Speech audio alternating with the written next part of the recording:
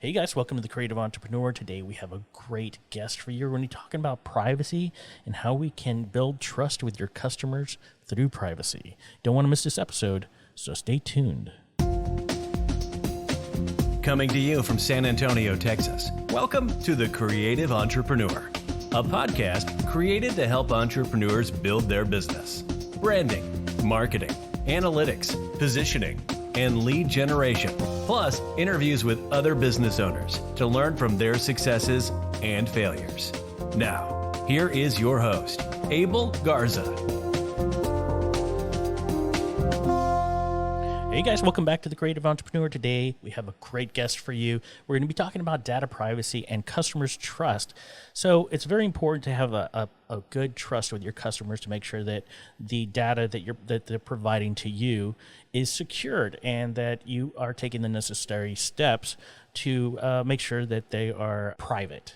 And so the data that you're collecting, the ways in which you do that is very important. And my next guest is a data privacy expert, and we're going to be talking about all these things and how we can make your customers trust your security. So please help me welcome Jodie Daniels. How are you doing today? I'm great. Thanks so much for having me. Glad to be here. It's a pleasure having you on the show. Now, this is one of the subjects that we really don't talk about because, for many people, it's not something that is discussed in the entrepreneurial world. We just look in trying to get revenue, and we're looking at trying to, market and get everything put in place and the best business cards and headers and stuff like that. And then the privacy is kind of almost on the back end. Why don't we start out by giving me a little bit of information as to who you are, what you do, and how you help your customers?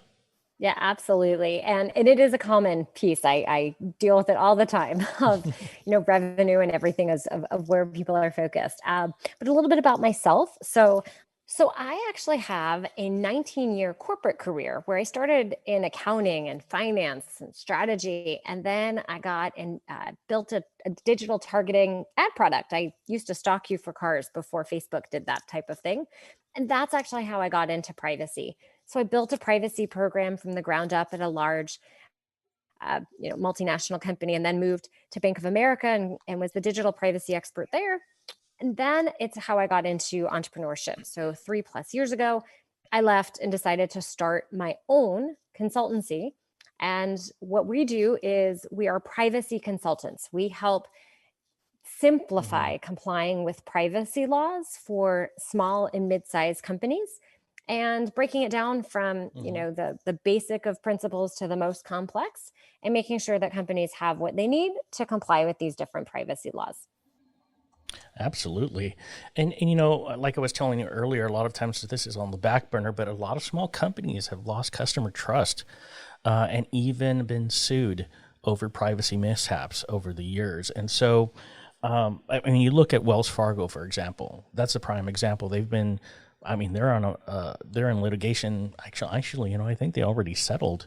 What are some of the steps that some of the folks that you're working with, what are some of the steps that they need to take in order to make sure that the privacy that they're collecting is secured? Yeah, well, and so there's kind of two different sides to privacy. You have a privacy piece and a security piece. And so if it's okay, I'm going to talk about both of those because they really imagine kind of concentric circles and they overlap. And you kind of have to understand both of them to really kind of fully grasp the privacy piece. So the security side is what most people always think about. I give a company data. I'm going to give you my name, my email, my credit card information. I am a Wells Fargo customer. I gave them lots of my money and my information. So what is Wells Fargo going to do, or any company, to protect that information? So to your question of, what can people do today practically? Well, the very first piece is going to have a strong, complex password. It seems so simple. I'm talking about passwords.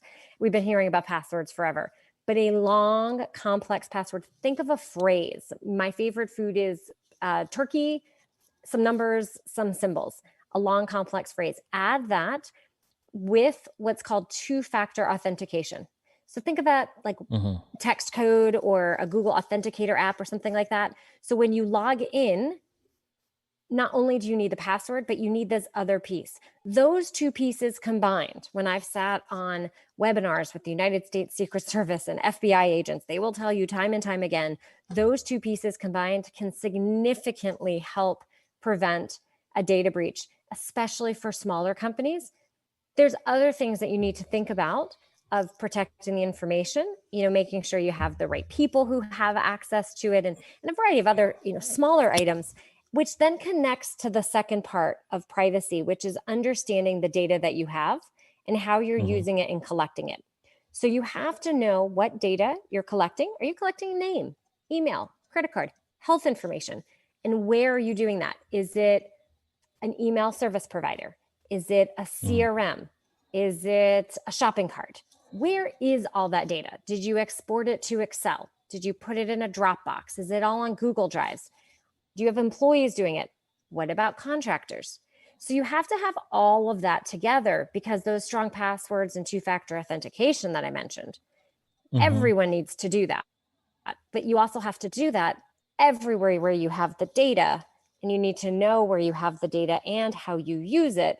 And that's how you collectively make sure that you have both the privacy and security pieces covered. So there's a lot to security, but those would be the very two simple steps that everyone here listening can take. How would you implement something like a password and two-tier processing for the security of your customers? You know what I mean? It's just like, I'm trying to look at it from from an outside perspective, one who doesn't really look at Yeah. the overall picture, I guess. Sure. So let's take Google. There's a lot of people who love the simplicity of Google. So if you keep all your information in a Google Drive, or maybe you even Mhm. have a Shopify account. So maybe you're an e-commerce company and you have Shopify, and maybe you have Google for your emails in your company, and maybe it's Mailchimp for your email. So whoever Mhm. has access to the Mailchimp account, you want to have a strong password to help make sure that your emails within Mailchimp are properly protected.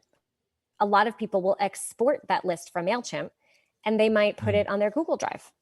So now anyone who has access to the Google Drive also can have access to your list of people that are there. The same might be true for Shopify. If I want to have an order list, let me see all the orders that I've had in the last quarter. Mhm. There, you might export some type of report, and now you might also put it on a Google Drive for Yeah, that everyone to makes see. sense. So now I have personal information in all those places. And Mhm. you might not have thought about it that way, but you need MailChimp and Yeah. Shopify and Google to have strong security measures.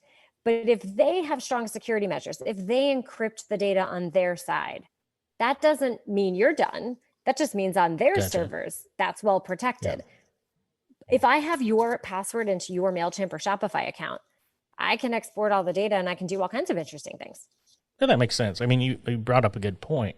I mean, we've had situations where even though the data is secure in a good location, if you export that and you put that out there, then it's no longer secure. I mean, we've had that happen in my offices actually. Exactly. I mean, I'll tell you, Not so much the photography, but like when I was in the military, we've pulled out reports, and then there's somebody's social security number, and then it's sent out through the email, and everybody's got it. So yeah, it's happened before. That's one way of doing it. Do you do a data privacy audit? I do. So a big part of that audit or assessment, if you will, is really starting at the what kind of data you have. And it's very simple of just literally think about all the tools and systems that you use. Someone once asked me Mm-hmm. this question, and I came out with 30 to 40 tools that an average small business owner might use, because it goes really quickly. Think about all the marketing tools. Maybe you have invoicing. If you have order fulfillment, communication, it adds up actually really fast. We had this really interesting list. So you have to know all the tools you have, and then think about how they're being used, because that's how you then figure out, oh, well, I'm using it to store my files. So, well, what kind of files do you store there? Oh, I store everything. Well, then you're going to have lots of information there. Or if you use MailChimp, well, how do you use it? Well, for MailChimp, I just have name and email over there. So you have to understand the data you have. Then you can start thinking about how you have to protect it. And then the last piece, Mm-hmm. which we haven't talked about yet, is any of the privacy laws. that you'd actually have to comply with. So a lot of people see the privacy notices or those cookie notice banners that we see all over the place.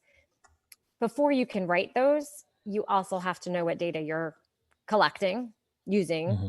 and where it's stored. So it all goes together. You want to make sure that you do an audit. Now, you as a company, do you hire somebody, or you just go out and just really assess what type of information you're collecting?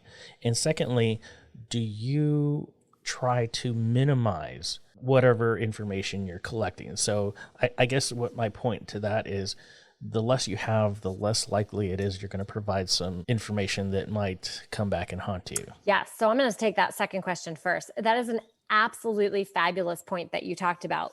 In the privacy world, we kind of call that data minimization, the idea of only collect what you actually have to have.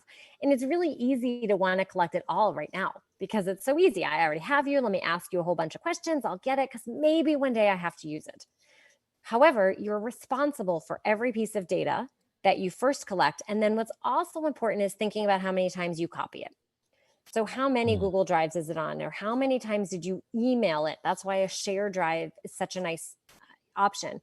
Or think about, did you put the same file in Slack and Asana and Google Drive?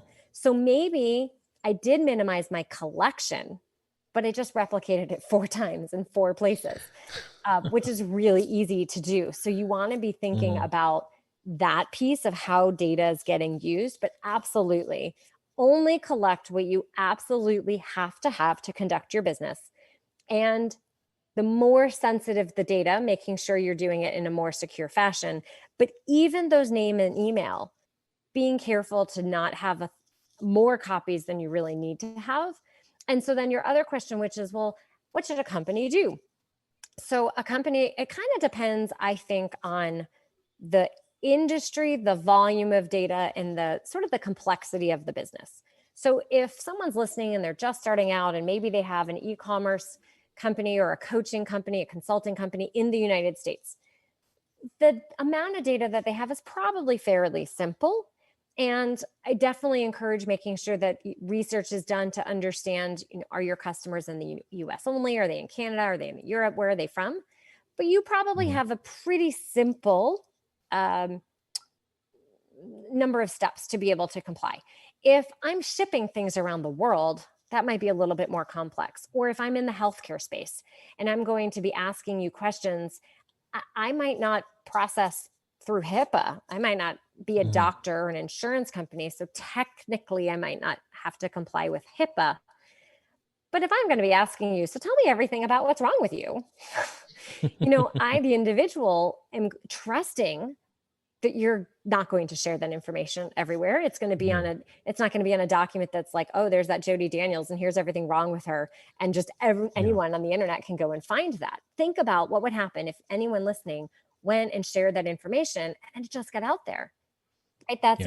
We feel like that's very private information. So we have to be mindful and careful about where that is. Yeah, I mean, that happens it happens a lot nowadays, even with the social media and, people's names going out, addresses, and then it's a bad situation when your information is out there. And obviously there's a lot of areas in which people can, use that to their advantage and of course, a disadvantage to you. So it's very important to make sure you have that. In the idea of collecting minimal information, I think a lot of businesses, when they do collect this information, I think they have this urgency or this need to want to collect as much information as possible so that they can use this in the future, and or at least try to use it in the future and just have that there.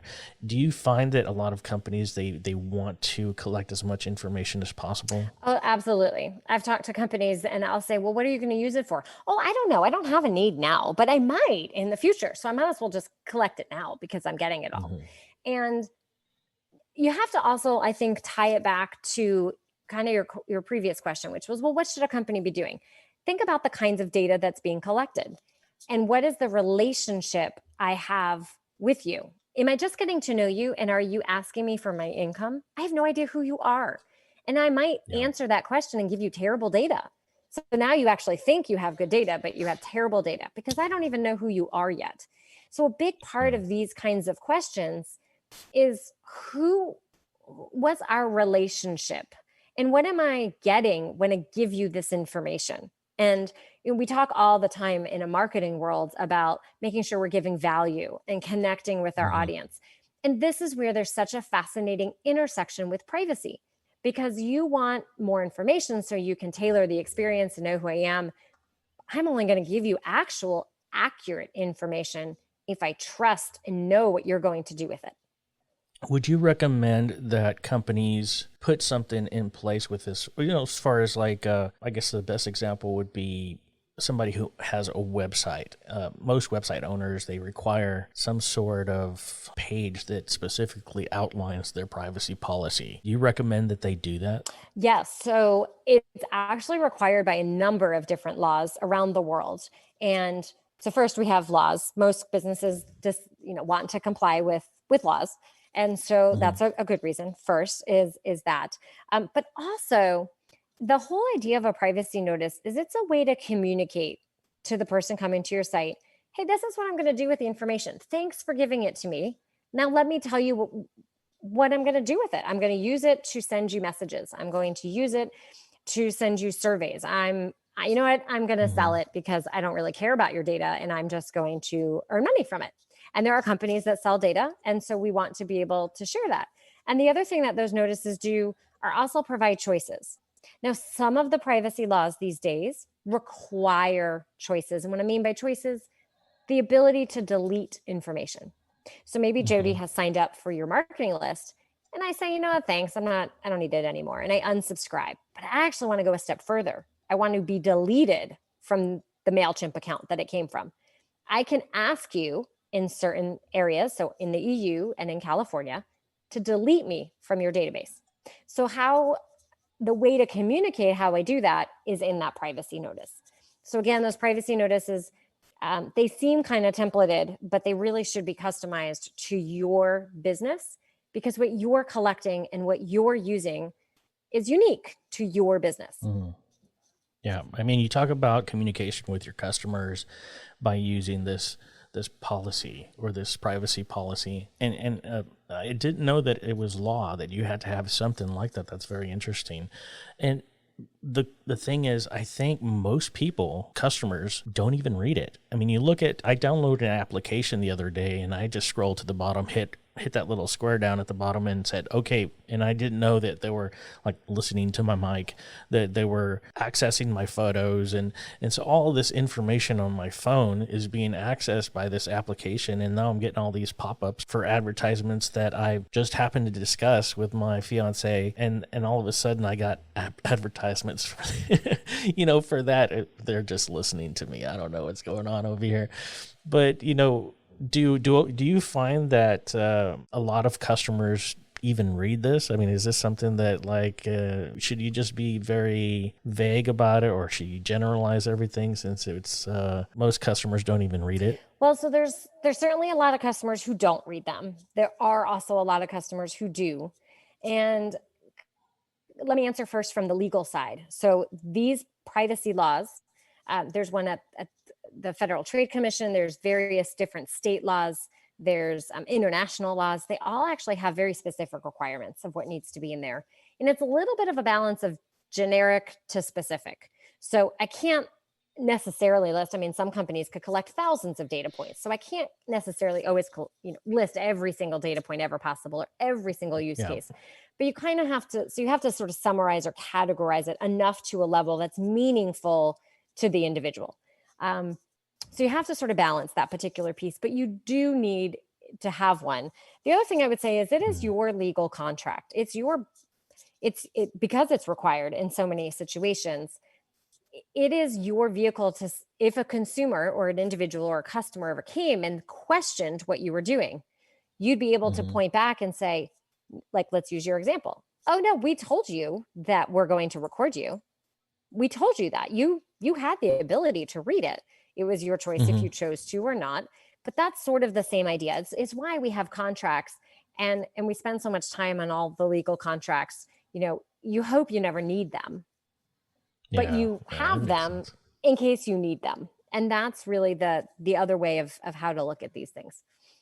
Yeah, like you said, you can't list everything, but at least it gives the customer an opportunity to either research it or give them the choice, because if they're going to be doing business with you and you have something on there that's not really what they're liking, like you don't want them to access a certain part of your phone or whatever, that at least gives them the option of saying, yeah, I'm going to do business with you. No, I'm not. Um, and you mentioned earlier, which I think is really important, is to have a way for the customer to communicate with you regarding unsubscribing or something that you can come back, and if they have a dispute or something that they need to follow up with, that they have that information as well. So I think that it's great for maybe to provide like an email address so that you can communicate with the customers with any problems or concerns. Yes, absolutely. And you're going to see, the bigger companies are going to start to lead, but it'll eventually trickle down where companies are having almost privacy preference pages or privacy portals where it's not just the privacy notice of here's all the long text and here's everything that you need to know, but here's also ways for you to be able to summarize and make your choices and make your preferences there. So I encourage people to go visit Microsoft.com, visit CNN.com, and you can go and take a look at what those different companies have to offer. There's a lot of information, very valuable information that you're providing. Like I said, a lot of these companies, a lot of small companies, they're not thinking about this. If you know that you can get in trouble, that you need to provide this to your customers and make sure that that they have at least a way of communicating with you and you communicating with them through this privacy policy, setting something in place with how you're going to collect the information, minimizing the information that you're collecting so that it doesn't hurt you in the future or you don't have to worry about getting sued. I mean, all these companies that are getting sued are because they've leaked out this information by mistake, or it's been downloaded or exported by an employee and then all of a sudden it's disseminated throughout the organization, So it's very important to make sure that you get all your ducks in line with regard to policy and privacy. And I think if a customer sees that you're putting forth all this effort, it just builds that trust, like, okay, this company is legit. They are not going to use my information to sell it to whoever, Amazon or whatever. Amazon has all the information you ever need, so they probably sell it. But, you talk about building trust with your customer, and I think that's very important. I think we've hit a lot of good points with regard to this, and I think as people start to build their company, they can start to implement these types of security measures in order to build that trust with the customer. So it's very important. How can our listeners get a hold of you? Absolutely. Well, first, thank you so much for allowing me to share in it and help explain and educate privacy. It's a complex topic, and there's a lot to understand within it, and it's also ever changing. The threats are increasing, and the requirements and the way we're using data continues to change. So I'd love to be able to connect with people, and I actually have a kind of a fun quiz. Speaking about getting sued, so it's the what's your number one privacy mistake that can get you sued. So if you go to redcloveradvisors.com/getyourguide, you can grab the quiz, and in it kind of gives you a report of some steps that you can take. I think there's also a guide on that same page. So just redcloveradvisors.com/getyourguide. And then I'm on Facebook and LinkedIn. So easy to find Red Clover Advisors, as well as Jodie Daniels. Awesome. I usually like to ask my guests, and it's off topic, it's just something I like to gather as far as information is, if you have any words of wisdom or some rules that you live by. Yeah. So the biggest one is do your best. And it comes from my dad. It's DYB in pretty much everything we did. And I can still remember as a kid, cleaning, no, don't skip the corners, like do your best. And, you hear that in different iterations all the time, I think in different ways of, the details of how you start your morning will be how you handle all the bigger items as well. So in really whatever we do, and when we talk to our kids, it's always the same thing. Did you do your best on whatever action it is? And if you can answer yes, then that was a good day. And the next time you can just keep iterating. Awesome. Awesome. Do your best. Jodie Daniels, it was a pleasure having you on the show today. You're an inspiration to me and our listeners. I'm so glad to have had you on the show today. Thank you. I appreciate the opportunity. Well, there you go, guys. Jodie Daniels, it was a pleasure having her on the show today. Remember to check out the show notes. All of her information is going to be in there. And just, keep in mind that you need to have security for your business and privacy for your customers. So keep that in mind. Check out thecreativeentrepreneur.net. We are transitioning to creativeentrpreneurship.net. You can still reach us at tcepodcast.net. And until next week, keep on keeping on. Thank you for listening to The Creative Entrepreneur. Please click the show notes for additional information. Want to know more? Click on the subscribe button and follow us on Facebook, Instagram, and Twitter by visiting us at tcepodcast.net.